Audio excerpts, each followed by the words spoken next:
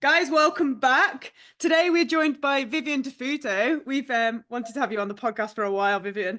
And hot off the back of the final major of the season in Glasgow, you secured your spot in the Elite 15 race for the World Champs in Chicago. So awesome, awesome performance in Scotland, which we're buzzing about. After finishing in an amazing third place at the 2024 World Champs, it's only 12 weeks now until you'll be back on that start line to fight for another podium position. So we're super excited to catch up on your season so far, find out how you plan to train for the next couple of months, and everything else that we're going to touch on. So thank you so much for joining us on the podcast. Yeah, thanks for having me. Oh no, it's ace to chat to you, especially so close after Glasgow. So maybe we can start there and see how you found it and what the race was like, and if you liked Scotland, hopefully my home country, fingers crossed. So yeah, how did you find it? Yeah, I really liked the Scotland race. I mean, I think when you do well, like there's hardly complaints. So, but I liked it was definitely a cold venue, which I appreciate because sometimes, I mean, especially World Champs, it was so warm in there by the end. So it's nice to have a cooler one, I think. Along with any kind of whatever course measuring things, I think that probably helped contribute to the times. And the course itself, I think there are people who don't like the many laps format, and like it definitely is a little bit scary trying to count. And sometimes the halfway through the board stopped working, so I was like running with my fingers and trying to like count the laps. But I like that because I like seeing a lot of people on the course, and I kind of like just try to like catch people if I can. So that's one of my favorite things. I think a lot of my best races have been on courses with shorter laps. In terms of like, let's see, the race itself, that was one of the most comfortable races I feel like I've had. And I mean, I guess I can attribute that to just I took some time off running, and before that, I think, and we can get more into this if you guys would like, I think I had some possibly overtraining before Amsterdam.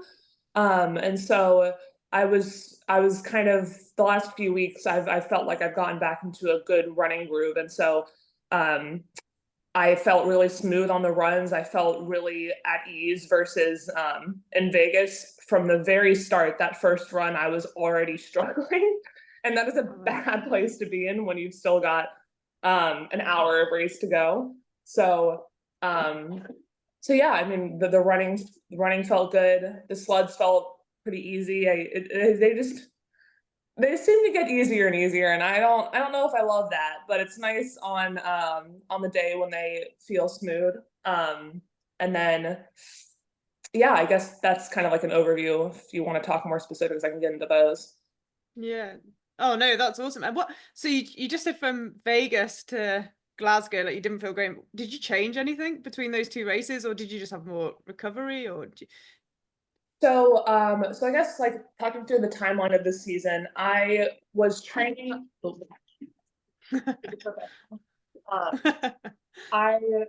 I was training up till Amsterdam with my old coach who I like so much, but I think what happened is we had the same training that I normally had, but I started getting a little too aggressive on some of the speed sessions and just really pushing those too hard, and I got to a point where like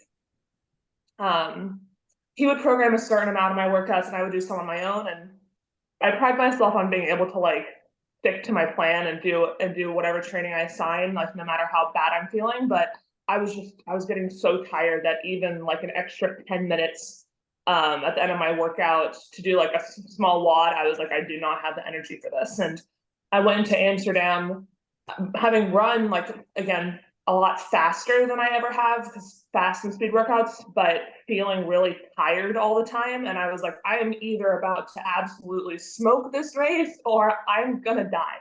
And it was door number two, unfortunately. So and through that time also, I've had Achilles issues for the last 2 years, and that really started to bother me a lot going into the race. It didn't impact the training that I was able to do, but like it impacted how much I enjoyed it, because it kind of stinks when like your Achilles hurts all the time. And I started to get to the point where I was like, am I doing permanent damage to my body running with this all the time? And so then, you know, those two things happened, and then Amsterdam didn't go super well. And I kind of thought, okay, like I need to take a step back for a second. So I took 6 weeks off running, and I didn't do any like high intensity workouts. I did a bunch of bike rigging, lifting, but I took the time off of really Hyrox specific training. And then around Thanksgiving is when I started up with the hybrid engine I'm repping today. And so yeah, I had to start kind of building my running back up from ground zero from November to February. And I just think that it was just not quite enough time to get my running where it needed to be. And then like the last few weeks between Vegas and Glasgow, it just clicked, and I could just tell the difference. And I went into Glasgow feeling a lot better than Vegas, and it showed, thankfully. Mm. And do you think, were you diagnosed with like overtraining? Did you go and see someone, or did you just recognize it yourself because you feel burnt out, you've got no motivation, you can't finish, you're tired? Yeah, I didn't go and diagnose it, but yeah, so I can't officially say whether or not that's it, but I have like the burnout, and like I do this because I really like to train, and when I'm not enjoying the training, like to me that's like a big like something's wrong. And again, like just the fatigue and the tiredness, and usually when I taper, like I really feel that energy coming back up, and I feel very, very high energy at the events. I'm like running around, just having a great time, and I just didn't have the same energy that I usually have. And so yeah, no official diagnosis, but that's what me and Ian had talked about, and we thought that that's what had happened. So. And then what about like heading into Glasgow? The pressure, did you feel like I'm kind of running out of chances now, you know, Glasgow being the last major, and obviously you'd worked hard to try and get back for Vegas, but maybe like you said, there wasn't quite enough time for the running. Did that play into it in a positive way maybe, or as opposed to a negative way, or did you try and just not think about it and just go and race? Yeah, I mean, thankfully, like I knew in the back of my head, I'm like, there's still Barcelona. Like if everything goes wrong, there's still Barcelona. But I try not to put too much pressure on myself for these races. Like it's a privilege to be there, and I really just try to have fun. So I wasn't thinking like, I guess I'm good at ignoring the pressure. I just really tried to ignore it. I think the only way that it really kind of impacted me was in the race. I was definitely, like I said, it was a comfortable race. There were probably some points where I could have pushed myself a little bit more, but and in the back of my head, I was like, this is not the time to like just push yourself just too far over and then blow up at the wall balls and lose your spot. So that like impacted, that was, I guess, like the biggest thing in my mind as far as like how the pressure impacted things. But other than that, I don't know. I just kind of roll with it, and I at the end of the day, like we're a bunch of adults running in circles around a convention center. Like it's not that deep, so I just think about that usually.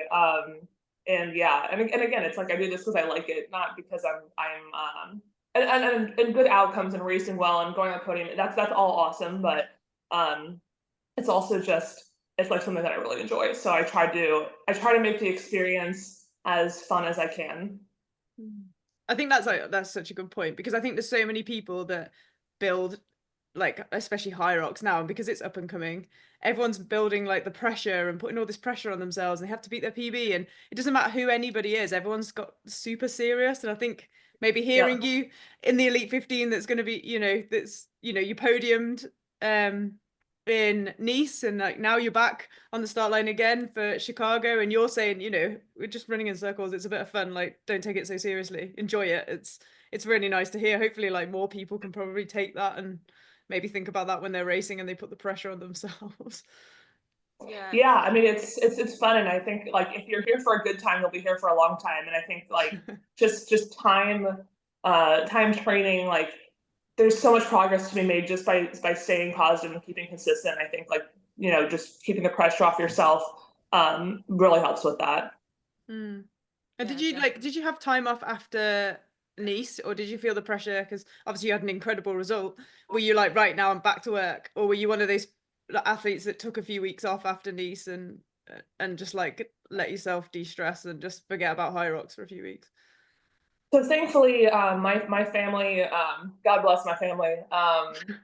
We used to, when we grew up, we used to have to put our vacations around our swim schedule. And now we're all older and we finished college swimming, and now there's none of that. And now I'm like, okay, we have to plan our vacations around the Hyrox schedule. So as soon as Nice was over, we immediately went into a family vacation. So I had like, it wasn't super long. I had like a week of just we do active vacation, so like just kind of moving around, not really training. And then after that, my coach likes to mandate about 2 weeks of pretty relaxed, like do what you want, don't go crazy. So I had another week of just kind of training by myself, whatever I kind of felt like doing, and then I slowly kind of got back into the grind. Oh, cool. Yeah. Yeah, definitely. And then can we touch on the race a little bit more? You mentioned about like the course being the laps and how maybe that like played into your favor because you quite like that. It was definitely like windy, and we noticed like a couple of people maybe struggling a little bit on the corners and to kind of overtake, and like also counting laps. Like overall, like how do you think like mentally it helped you like more than other? Were you aware of like what was going on, and like if someone maybe rolled an ankle, did that then make you stress out, or like how do you process everything in your mind? If someone, Yeah. meaning Kate. well, But she did. she stopped on the track, Yeah. definitely. But then Yeah, I was right behind Kate when she stopped on the track, and I was like, oh crap, like I hope she's okay. I I don't know. I didn't. I guess I'm not. I wasn't really worried about the corners. Maybe I should have been. I I just. I mean, I think also the thing about the run course is in a flat 5K. I am probably pretty far on the bottom of the elite field if we were going to do a 5K. So anytime the running is kind of like cut up or not made for that pure speed, like I don't know, mentally I'm saying that that's a win for me. yeah, So I just try to take my wins where I can get them. And I guess, I mean, I also, Lauren and Joanna go out at that breakneck pace for that first run, which I wanted no part of. Um, but after that first run, like, I don't know, we're not running that fast. Like it's a hard pace to keep up because of like the exertion, but I never felt like, oh man, like I'm running so fast I better not twist my ankle going around this corner. Yeah. So I guess I didn't really I felt really bad for Kate when I saw her stop, and I was hoping that like she kind of looked like she was stretching things out, and I thought, okay, like maybe she's just got a cramp, like get some water or something and Yeah. she'll be good. But I didn't know that it was bad enough to have her stop until after the race. yeah. No, I think it's because then like when the men's race played out as well, it looked like at one point potentially like Hunter might have gone like over his ankle, and then I think everyone started to watch the like runs quite intently, like is everyone actually okay, like is this course okay, can they like run the corners? And it's quite difficult when you're watching to get what it actually feels like. But I mean that makes sense if you're saying like it was runnable, but it probably played into the favor of not the super straight speedy fast athletes that could just leave everyone for dead on a straight track. Like Yeah, I guess that's the way I thought about it. But Yeah. I like the idea as well of like picking people off, because like it must be, well, from other elite 15 athletes we've spoken to, it's obviously a lonely place when the track's super big and there's only 15 of you out there. If you're doing laps, at least you've got like a focus of people behind or in front of you. yeah, and sometimes I have a really terrible. I don't look at my watch for my pace during, and sometimes I have a really terrible gauge. I'm like, am I running fast or am I running? I don't know. I'm like, I feel like I'm not running that fast right now, but like, how fast is everybody else running? And so like that helps me a lot. I'm like, okay, good. I'm at least maintaining where I am. Yeah. I can see someone and I'm kind of getting close to them and I'm not getting overtaken, so you must be doing all right. Yeah, exactly.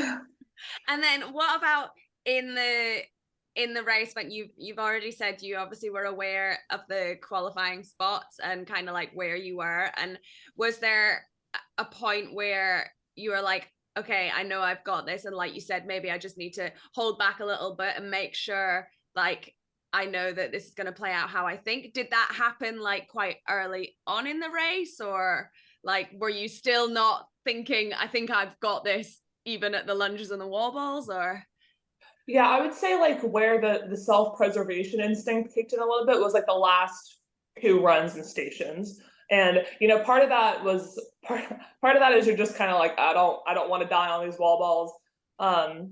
So yeah, like the last two, the run in the station, like I think the last run I remember specifically because I think Lucy was right behind me and she had already qualified, so I don't know why I was like specifically looking at her, but she was just the person right in front of me on the run into wall balls. And I was like, I probably could pass her, maybe, but like, no, I'm good here. And I yeah, just like just kind of, didn't do like that really hard extra push that I maybe could have, just for self-preservation.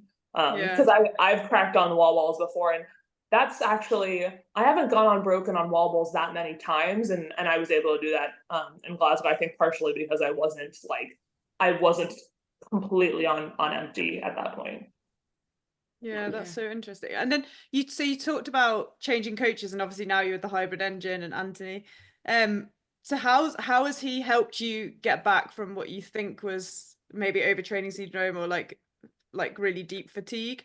Like what changed and how are you guys working now? Because obviously, like you saying, you just did 100 wall balls unbroken, you felt quite good. You're obviously in like great shape following Glasgow, but before you were obviously struggling. So what are you guys doing? Like if somebody's in a similar situation, maybe they've overtrained and they're feeling exactly like you were feeling, what would you suggest to them, and like what have you done about it?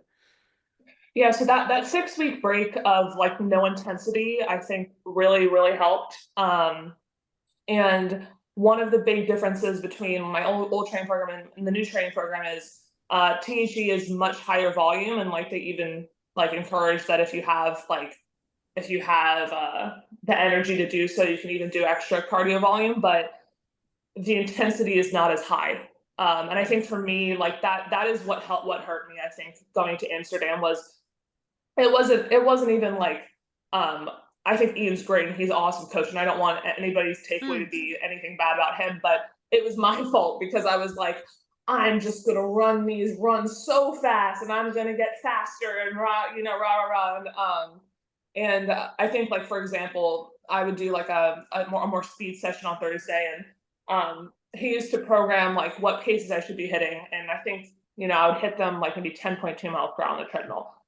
I started trying to do them at like 11.2 miles per hour. So like that's a big a big difference and a big harder change. And I think that just getting too overzealous. I think a lot of people can relate to that. Getting too overzealous Mm. on your quality work is what did it for me. And PhD is generally the intensity isn't quite as high. It's just longer. And Anthony has definitely been like let's just everybody just relax and let's not try to kill yourself on every threshold run. Like you should be able to do like one of the things he says is like if you should be able to do one more if you had to, like and not be dead. And so that knowing what I know now and having that experience and also hearing him say it has helped me kind of not push to that really low energy place as often, which I think has been helpful and I feel like I have more energy to train more because I haven't run myself into the ground trying to PR a run mid training cycle. Yeah, no, totally. I think Absolutely. so many people relate to that. Hey.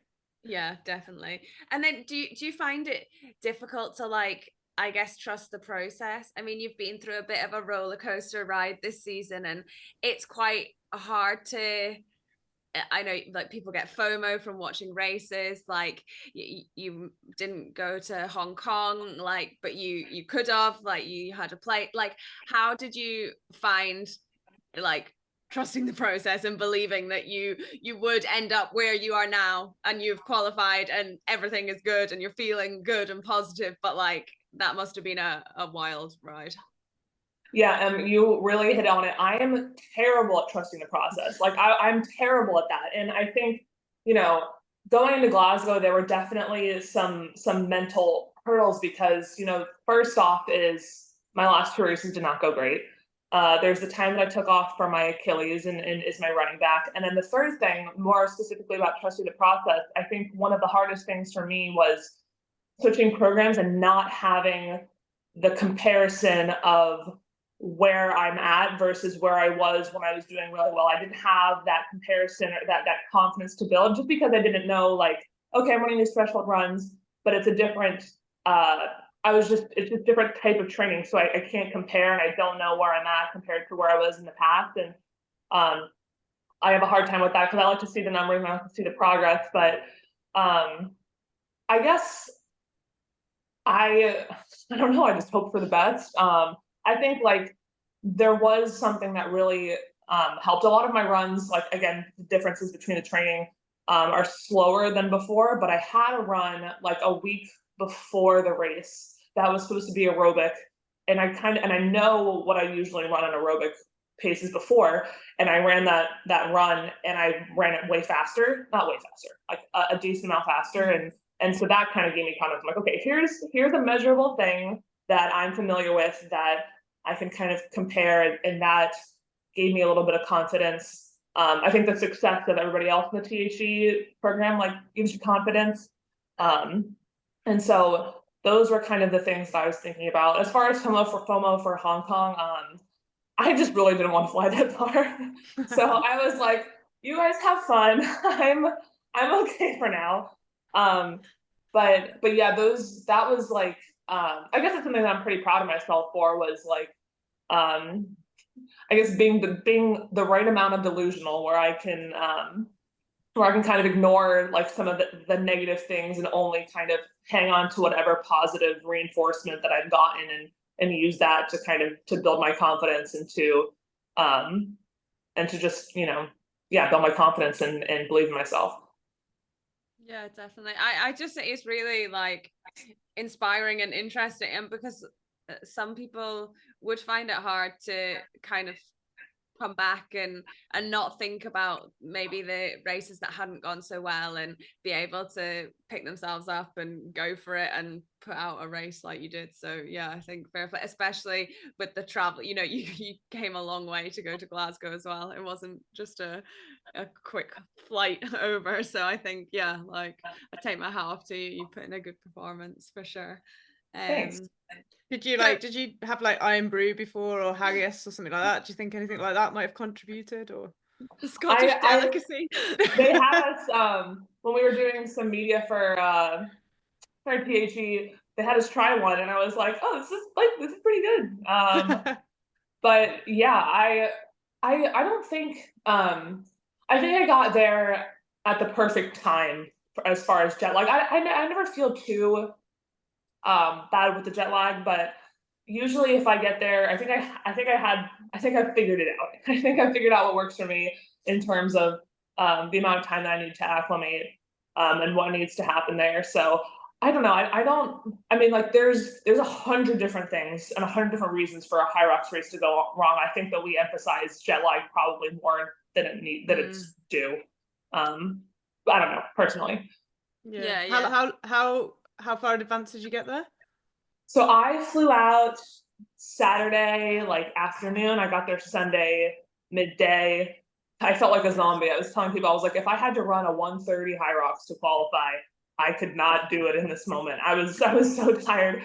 But you know, you kind of like that day is miserable. You stay. I have a hard time sleeping on planes. I just breathe the whole time. But I stay up and then you're dead that night. And then the next day you're acclimated almost. And then the night after I have a hard time sleeping. So I was happy that second night that I had a hard night sleeping, I didn't have to race the next day. I had one more day and then I felt like good and I was ready. Oh, that's cool. Yeah, definitely. Yeah. Well, not as far to fly for Chicago. I know. I love racing. I like Chicago just because everything's so close and you don't have to you don't have to bring a car or Uber Eats everything. You can just walk everywhere and grab the food. And I don't know, I'm a snob about grocery stores, I guess. Like I love the American grocery stores. I love that we got Whole Foods there, and that's like really exciting for me. I will join you on that. You're a bit of a food snob, as well, yeah. This like good cafes, good food. Yeah. And then maybe just like sticking on the food thing then, since you brought it up, because I was going to ask about nutrition. Did you change anything with that? Like, were you under fueling, or for what you were doing before? Have you upped your fueling? Like, or do you think it wasn't anything to do with fuel? Just sometimes when people like get fatigued, it can go hand in hand with fueling. Like, sure. I don't. With like the lead up to Amsterdam, I don't really think that I had changed anything or like significantly. I mean, I mean, I'm sure like in some way it contributes to it, and I think it's hard to strike a balance because we are training so much, and we're like, exactly. how could I possibly need more food? But you do. So that could have contributed to it. I will say, I think my secret fix is going to be so bad is I was eating very, very clean, I would say, through Vegas and through the 2 weeks before Glasgow, and then my birthday hit, and then I was feeling pretty not overdrained, but just kind of tired from like lots of volume, and my friend sent me crumble cookies. I don't know if you guys know what crumble is. It's an American thing. They're like these big giant cookies that are like 800 calories a pop. I had four of them. I had four of them in one day. Yes. I ate them all, and I just decided this is such a dumb, stupid thing to do. But I just decided the 2 weeks out, I'm like, you know what I'm gonna do? I'm really just gonna up my sugar intake. And so the 2 weeks leading up, I had those 4 crumble cookies. There's this snack mix from Target. You guys don't have Target, do you? No, not where we are, but I'm just taking notes for when we get to Chicago. So yeah, I'll send a picture. It's just like this like candy mix basically. And I was just downing bags of that. Like so many. I'm not kidding. I probably gained 5 pounds in the 2 weeks leading up to Glasgow, and I felt amazing. I was like, I'm so high energy. I'm like gonna kill this. So I think that might be my thing is eat healthy, keep the body inflammation low. We're rolling, and then just eat a bunch of junk back. I don't know. No one listened to me, okay? Like I'm not an expert. I'm sure how many people? I'm sure Anthony's gonna be like, interesting. Didn't need to know that. Didn't know that, Vivian. Like, it works. Yeah, exactly. And everyone's an individual, aren't they? And if that's your fueling strategy, I mean, I feel like I might have to try it, and I feel like other people might need to try it as well. You got to try all these strategies out. I'm so fueled. I feel great. Like, let's go. Oh, I love it. So other than the clean eating until 2 weeks before Chicago, is there any other plan for the next, I think was about 12 weeks? Yeah. Have you got like just getting into a routine? Are you going away anywhere, doing any training camps, or are you just like head down? What's the plan? Yeah, it's pretty much just going to be head down, manage and train the best I can. I was still the 2 weeks before Glasgow, I did get up to 2 49-mile training weeks of running volume, which I was excited about, but I still think there's still a little bit further I can go. So I'm trying to do that without bothering my Achilles too much. Unfortunately, my Achilles was like the best it's ever been right before Glasgow. And then the long plane rides seem to really bother it. And now it's not as bad as it has been. And it's never been so bad that I can't run and train on it, but I'm just going to have to be really careful and balance managing like the recovery for that, getting the right exercises and not pushing it too far to the point where like it gets really miserable to run again. So yeah, I mean, the two biggest things are just like run more and try not to injure yourself running more, I guess is the thing. And just continuing to stack volume. I love the training program on THD. I really can't recommend it enough. And so yeah, it's just kind of my cat. It's just going to be like consistently working, riding that edge of, you know, how much time can I put in, but not overexerting, and just trying to just continuing where I left off before Glasgow, really. Yeah, Yeah, definitely. fair. And do you train with anyone at all, or do you have like a training partner, or do you just you're Me and my solo? music, Yeah, living my best life. Yeah, and that's something I really should probably start thinking about and doing. Is um I do just train by myself most of the time. Before work, then I work, and then after work.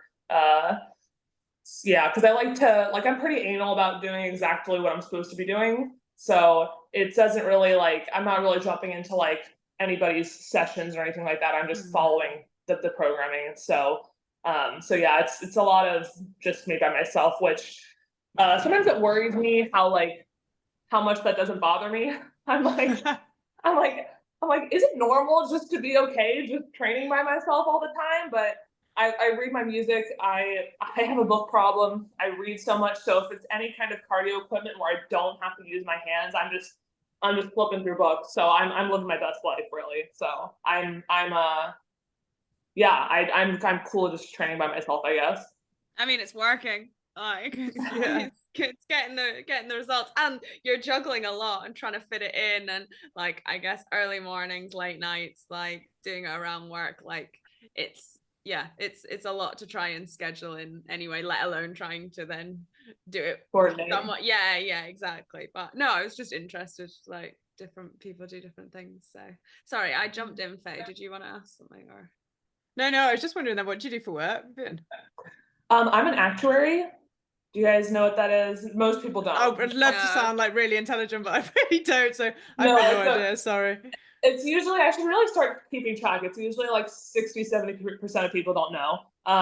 So I work for Allstate, the insurance company, and what I do is I do a lot of like the math and statistics behind the scenes to help determine how much we should be charging people. So like Wow. how much we need to charge the average person, how much we need to charge like an old lady versus like a teenage boy, and things like that. So it's a lot of like statistics, Excel work, some coding. Yeah, I studied statistics and economics in college, so that kind of thing. And that's why you like the numbers, and you like to like Yeah, understand where that's you why I are. can count, and I'm like, Yeah, that's why you use like, your fingers to count to 3 when you're running around. yeah, I'm like, look at these. I went to college for this. That's why you like lapped courses, you know, the more numbers there are. It's all Yeah, making I'm like, sense now. perfect. Good. And swimming, I think, helps with that. God, the amount of like, I swam growing up, and like all like the laps, the counting in your head. I'm like, you know, Yeah. like I've had to count to like, we used to do a 30-minute swim when I was growing up in high school. And you had to count all the laps in 30 minutes. So I'm like, you know what? That's like, how many laps would that be? You've been training for this for years. Yeah, exactly. All the pieces are coming together, and it's everything in my life has led up to this. Oh man, that's so good. And then, so how do you find training and competing at that level with balancing a full-time job? Because like obviously there's some people now, like Hyrox is starting to get to the point where people are full-time, people are being supported, and people are being able to like recover and train as hard as they need to do. But if you're working a full-time job, you obviously still have to juggle everything. So how do you find that now? Now Hyrox is stepping up this year with opportunities and things. Yeah, I mean, honestly, I think I have it pretty good. Hmm. You know, certainly, like there are people who have like, I mean, the first person that comes to mind is like Dylan Scott. Dylan Scott has a job. He trains more than anybody else. He has a child and a wife, and I think he coaches on top of that. And I'm like, how are you alive? Like, how do you live? I actually messaged him now. I'm like, dude, I'm thinking about you today. I don't know how you do it, because I mean, the job and the training together, it doesn't leave much room for much else. Like the two, they work fine together, but like social life is non-existent, to be completely honest. And if I had like, you know, a child or something like that, I think that would be really difficult. But for me, my training and my work are pretty complementary because my job is very sedentary. I sit at a desk, running numbers, looking at like Excels or whatever. So like I get to kind of relax and it's not super high stress. So I do get to kind of recover during the day, or at least be like kind of sedentary and relaxed between training sessions. So for me, it doesn't really bother things. I mean, the most annoying thing is having to wake up super early not super early, but pretty early to get in training before work and after work. But I don't find it to be too difficult. And I like having, part of the reason I think that I don't put a lot of pressure on myself is like, I've got a job. Like I don't have to depend on like the income or results from my races, because like sun's still going to rise tomorrow. I'm still going to do my work, and I don't depend on like Hyrox income or results for anything, because I have a full-time job. And I think that's another thing that takes the pressure off, is like, I'm good. I work full time. Like, like no matter if I come in first or last, it's not going to change my life that much.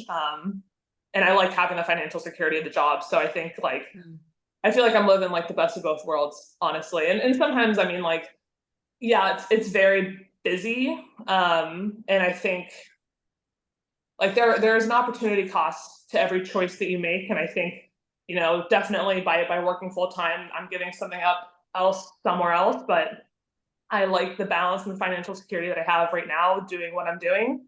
And so, yeah, I personally don't find it that hard hitting that balance right now, but trying to add anything else on top of that, trying to be more social or anything would be really overwhelming, to be honest. So it works really well for the two things that I want to do. But if I find something else that I would want to do more, I think it would be really hard to fit that in without like changes. Yeah, definitely. And then what about like the race whole weekend? Like, I guess now you've maybe mentioned that like work and training is kind of like your life. Is it really nice to like get back together with the girls and catch up with everyone? And like there's kind of like I mean, it's not like a holiday vibe, but because you're all racing and it's like obviously like intense, but maybe there is a bit of a like holiday catch up, like get to see everyone. You've all done a bit of a taper. Like, do you enjoy that side of things? Yeah, like you just continue to hit the nail on the head, honestly. Like that's like, I'm like, I took PTO to be here. I'm gonna have fun. And so like, it is so fun, and just having gotten to know like so many of the people over time, like we just start bonding and we're friends, and it's so good to see each other, really. And that's really what it is. Like it just feels like a holiday. And most of the time I'm so like dialed in and trying to like, I get my workouts done. I go to work. I'm just kind of like disciplined and shut down and focused on doing my own thing. And then it's nice to go to the race weekend and be like, oh, like I don't really have any, like the days leading up, I'm like, oh, I don't really have anything to do today except for like one little media thing and an hour of training. And it's just, it is really relaxing, and just seeing everybody is always so great. So like, yes, it feels like a holiday for me. Like and another reason why like the pressure is off is like, I'm gonna enjoy this experience, and I don't have to work, and I don't have to do like 4 hours of training today. Like I'm gonna enjoy it. Like let's have fun. So yeah, exactly. Yeah, it's quite nice, and it's been like, there's been some new faces coming in, but I guess there has also been quite like a core group, especially in the female side, that have kind of been at like the Elite 15 races for the last few years, really. So like you all know each other, and it must be quite nice to have that like support and catch up and see everyone for sure. It is, yeah. And then no, go for it. No, I was just gonna say, like moving forward to World Champs this year, like what's your thoughts going in? Are you going back for another podium position? Or we were looking at your stats and you like did 4th, 3rd, so we were thinking, well, obviously it must be 2nd because you're like incrementally climbing every year. I like the sound of that. That's the way it goes. I will not be unhappy. I think like, I'm like, the Glasgow definitely gave me some confidence on where I could go and where I could finish. I I try not to think too deep and hard about the places, because if I do, then I have to think about how fast everybody else is. I'm like, if I don't think about it too much, I'm like, yeah, I can land on the podium. Then I'm like, wait, there's Lauren, there's Meg, there's Joanna, there's Lynn. Like I don't think about it too deep, because if I do, then I'm just gonna like not feel great about it. So I just kind of go in and I have an idea of how I want to race. But I really just focus on like uh I just try to focus on myself, right? Like that's all I can Yeah, control, and just trying to get to the best place that I can. And then just thinking like, how do I want to execute this race, and what will get the best outcome for me? Um, and I think something that I'm pretty good at is just kind of adapting and taking the race as it comes, and just like, racing whoever's closest to me, and just kind of adapting and being in the moment. So I don't go in with super concrete placement goals. I wish, obviously everybody's issue is, I wish the Hyrox courses were standardized so I could completely tell like what progress I'm making, because I just want to show up and like and do the best that I ever have. But I don't know if I'm gonna be able to beat that Glasgow time. So yeah, I think that's just it, is I'm not really focusing too much on like the outcome or placement or things that aren't under my control. It's mostly just like try to get to a good place where I'm in the race and I can trust my training and where I'm at, and really and go for it, and just do my best, and where the cards fall, they fall. yeah, and I think that's, I mean, I don't think you can say much more, and like I feel like you never know what's going to happen on race day as well, like with everybody else and leading up to it.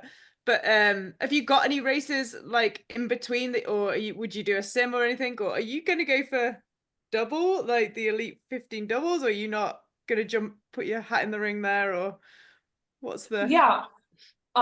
So I've been thinking about, that's a good point. I've been trying to decide if I want to do a race between now and Chicago, since like it's just a little bit on the longer end of like the time between races, where like I definitely could go by without doing a race, but I'm not 100% sure. So I think that's something I have to talk to Anthony and Lauren about, is figure out if it makes sense for me to do a race, or even something shorter. I don't know if do you guys know what DECA is? Do you guys know what DECA yeah. is? Yeah, so like I need to Google their schedule, but like something smaller and less less draining than a full Hyrox. I did that last year. I did actually, well, I did a Hyrox also right before it as well, but like a deck has a nice tune up, so I might see if I can do something like that. Or, well, the hard part with the Hyrox races is now it's getting so big and so popular that like I think things are sold out. So I would have to really like find something. But yeah, I've been asked a few times about doubles, and my joke answer is I'm not a team player, and I keep telling people that. And it's mostly a joke, but I think, the beginning of the season, like, like when I have bad races, I'm like, and it's just me, I'm kind of like, you know what, that sucks, but it is what it is. I do not want to bite the dirt and have somebody else on my team that has to deal with that. Like that would just make me feel terrible. So the front half of the season, I was like, I don't really want to commit to this if I know that I'm not at my best. And then as it's come down the back half, I'm also like, I get into a very dark place in these races, and I'm like, I don't want to subject anybody else to like however I'm feeling mid race if things go wrong, and I just get super fatigued and frustrated, and like the adrenaline's pumping. I'm just like, I'll get angry. Like you guys don't. I don't need to subject anybody else to that. Like I'll just do my own race, and I'll just yell at myself in my head, and I don't want anybody else to deal with that fury. So that's kind of my view on doubles. And I don't know, like I'm not that bad. Like I could do it, and I could like we can make it fun, but I'm totally fine just focusing on the individual, and I only have so much PTO. Like that's the other thing, is I'm like I have to balance all of the Hyrox races, and my sisters want to go on vacation afterwards, and all this stuff. So I only have so much PTO. So that's another thing that I have to take into account. Like I don't want to go all the way to Paris and do another trip, just taking up. So yeah, so doubles isn't really on my radar for this year. Maybe maybe in the future, but yeah, I like just only having to rely on myself. Like if things go bad, it's only me, and um, but but yeah, that's I guess the first part of mid race. I need to figure that out and get on that, and then no doubles for me this season. Yeah, no, I was just intrigued because, like, obviously, drips and drabs, like, people have gone, oh, we're just doing this race and we're gonna do now elite doubles. I just didn't know whether you had something in the pipeline. But I mean, I don't know whether you'll get a doubles partner now if they think they're gonna get shouted at halfway through the Yeah, race. exactly. So, I'm like, look, this is what you're working with. Like, join at your own risk, you know? Yeah, I know. Yeah, you've laid it all out there. If someone still wants to run with you, that's Yeah. you put it all out there, haven't you? So up to them then. Oh my I mean, God. I'd do it if you did most of the stations, but Oh my God. God, so good, so good. Okay, is there anything else you want to add or talk about or go on to before we usually finish off with a few questions, just like quick fire round, nothing crazy, but if there's anything you think we've missed or want to touch on, we can go there first. I don't think so. No? Great questions. Yeah, Faye, you want to add anything? You got anything hidden? I'm good. I think it's Any been more good. to put Vivian on the spot and ask if she's got a doubles partner lined up, or no, I'm just intrigued. Little things pop into my head and I just think, oh, I want to know that, so I'm going to ask the question. Okay, well, we will go on to the cheeky insight questions then. The first one is, what shoes do you wear to race Hyrox? I've been racing in Endorphin Pro 3s. Okay, the Puma ones. No, Saucony ones. Saucony. Yes, yeah. It's the deviates that's the two answers. Saucony or Puma is usually what people choose. So Saucony, perfect. And then which has been your favorite Hyrox venue to race in so far?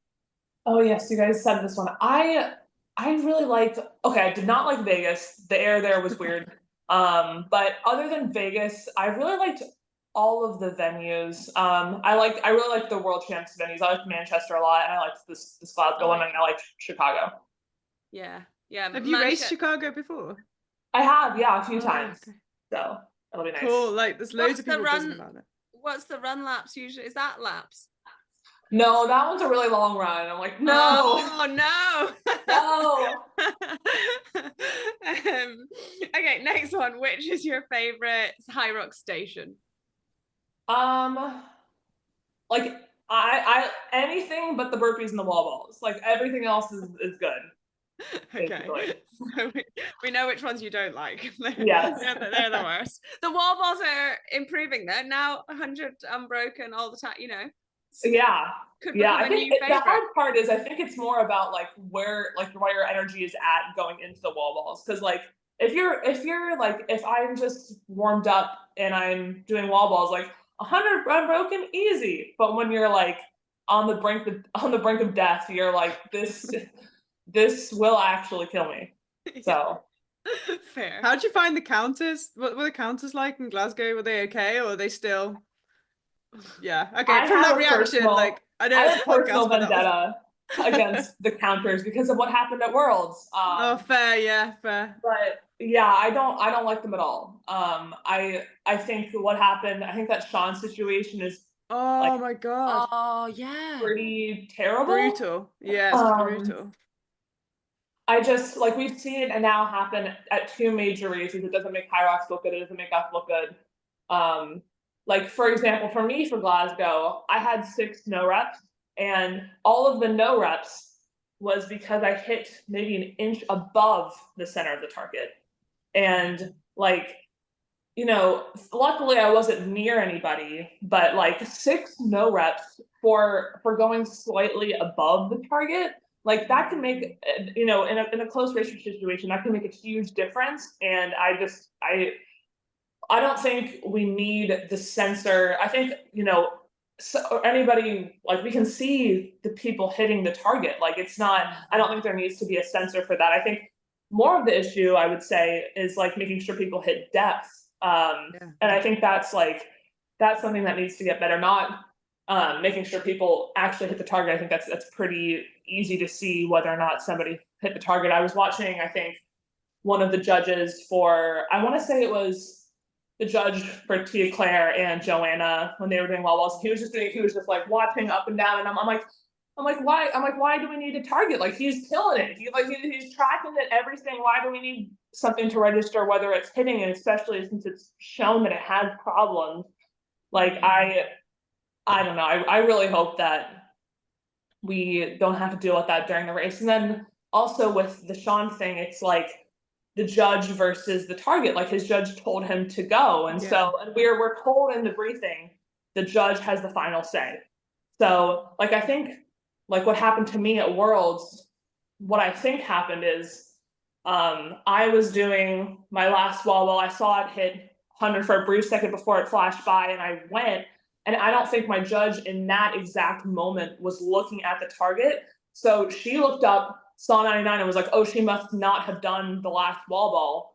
When, like, I think if it had just been the judge, like, I would have been fine. But because, like, she looked up and saw, oh, like 99, like it didn't hit, even though it did hit, and for whatever reason went back down. Like, I don't, I could be wrong, but I don't think that she switched it back. I think there was some glitch with mine and Beal, I don't, but I don't like them, to be honest.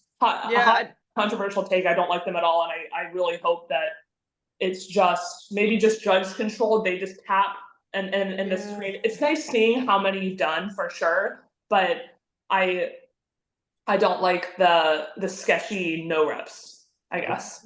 Yeah. I think it's like really fair, and I think like what happened to you guys at Worlds, I think what happened to Sean just in Glasgow is like, it's absolutely crazy. You can even see the judge say go, like, it's brutal. And to come back 2 days later, I think is really disappointing that you would ever do that to someone. And I can see why you say it. When the races are so close at the end as well, it can literally be down to a wall ball. Like, we've seen it so many times now in so many of the majors. I think to rely on like technology for that doesn't seem to have a good track record is pretty crazy. Like, and to introduce it, I think when it was introduced at the World Champs, wasn't it? Oh my God, can I tell you, they let us try them out when we were walking the courts, and we were all doing wall balls, and like, for all of us, like, the first few times we did it, we would get like 1 no rep for every like 3 wall balls. And we were all like talking to them. We were like, well, be prepared to do 150 wall balls. And like, that's not the race. The race is 100 wall balls. Like, and they were like, well, you just have to be more accurate then. And we're like, how? Yeah. And also at your level, like at the elite level, everyone is accurate. Like, not like there might be 1 or 2 that you're missing, like because people are fatigued. But on the whole, no one should be doing 30 extra reps. Not at that level. Maybe at the like entry level where people aren't used to doing wall balls, but like it's I think it's ridiculous. I just frustrating, isn't it? We don't like it. Okay, we'll say that. But I do think the depth thing is interesting, because there's been a lot on social media recently about, people are sharing videos, and like it can change your cycle rate. And I think that is incredibly important to look at and judge properly. Yeah, I think it is. Like, sometimes I see people commenting on things and I'm like, am I doing it right? I like get super paranoid about it. I'm like, am I, but it's hard. Like, there's definitely like all over the place. There's definitely like it's really hard to call. And I think like, that's something that I think needs to be monitored more closely than hitting the target. Like, that's pretty cut and dried. Was the thing hit? Yes. Like, and like, what's the point? Like, my last bit on this, but like, what is the point in having a big wall ball target if you're only gonna hit like a 10p piece? Just don't have the massive big target. Just have the tiny little 10p piece and make the wall ball like a tennis ball. Like, it just seems ridiculous to have a massive wall ball, a big target, and then you have to, like, I don't know. That's what I think. I agree. Okay, cool. We can move on from that one. Steve May, you did have something else to add. You did have another question. No, I just thought about it then when we were talking about wall balls. I was like, I just think it's such like, because people train so hard and you're so fatigued and you're like right near the end of the race, and that one thing can change something. And like you said, it makes the race like a totally different race from what it was intended to be or what people are training for. I don't know. Yeah. And it's not like we have access to these sensors either to practice the exact like timing, right? Like it's usually a wall with a piece of tape, you know, and if you're hitting above the tape, you're good. And so, yeah, definitely. Okay, next question. Sorry. If you could do a doubles Hyrox, even though I'm not sure that you want to, I'm still going to ask you, with anyone in the world, who would it be? So me and my dad were supposed to do Houston doubles, which is perfect. My dad knows me. My dad knows me. We go together and we know each other's well, we know what happens when we both get frustrated. So we're just he can't disown me. I'm his healthcare power of attorney. So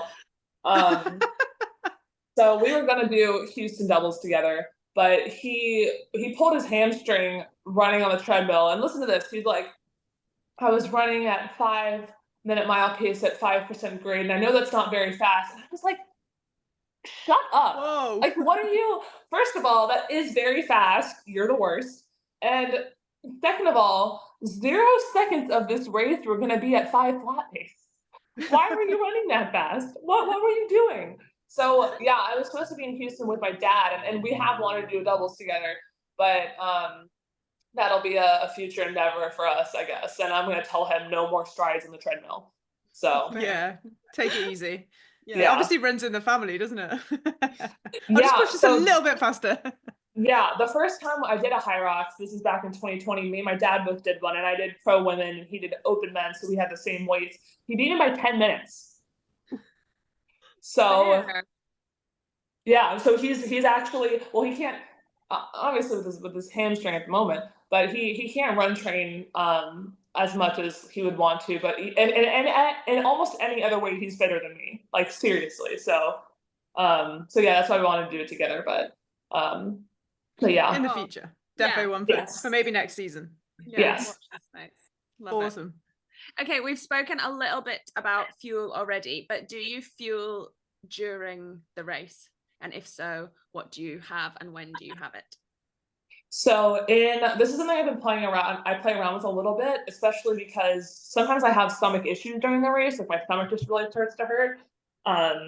But in Glasgow, I had a gel after the sled pull on that next run before the burpees. And I would definitely recommend that everybody take at least 1 gel. My plan was to take 2 actually, but my stomach started feeling a little bit weird mid end of the race, so I didn't take the second one. But I took a honey stinger gel after the sled pull, and yeah, like I said, minimum of 1. Would like to take more, but stomach just sometimes doesn't allow for that. Yeah. And do you have any water? Like, are you able to just take the gel as is, or do you grab any water or bottle that you leave out at all? I don't usually. I've had races where my motivation for finishing the race was getting water to drink, because depending on where the table is set up, sometimes like Glasgow was actually like perfect, and I probably should have grabbed a water too, but it was cold enough that I didn't feel like just terribly dehydrated. So I would say actually most of the time I don't drink water during the race, and I probably should, but again, it really just depends on like where the table is, and sometimes I'm like, I'm not going to go out of my way to get the water. But the gel, I was like taking tiny like little sips because it's a little more thick one, but yeah, I think like in a race or an area where everything's more dry, that might have been a problem. But again, it was cold enough that the thickness didn't bother me that time. Yeah, no, fair. Okay, next one. What's your favorite type of training session for Hyrox? My favorite type of training session, just in general, I think is just like relaxed runs. I think that's probably something that everybody could be doing.